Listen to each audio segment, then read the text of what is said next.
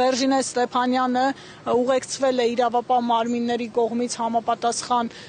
բաժին եւ ըստ ամենայնի հարցաքննվում է, դեռ չգիտենք ինչի համար, բայց մի բան կարող ենք,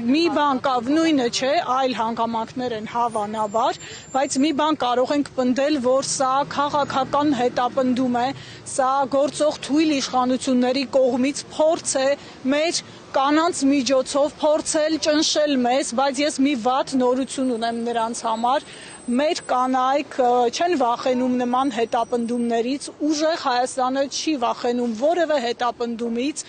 եւ մենք սա գնահատում ենք որպես իրենց թուլության հերթական դրսևորում եւ արդեն առիթ ունեցել ենք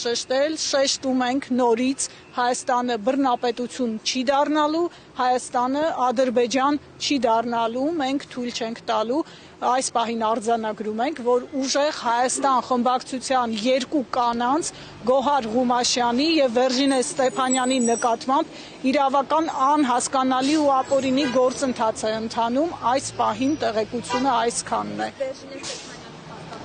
Փաստաբանի անունը այս պահին չեմ կարող ասել, իդեպ շեշտեմ մի շատ կարևոր հանգամանք, երկու կանայք մայրիկներ են, բազմազավակ մայրիկներ են, արդեն գիտեք, որ Գոհար Ղումաշյանը 3 երեխայի մայր է, նրա փոքրը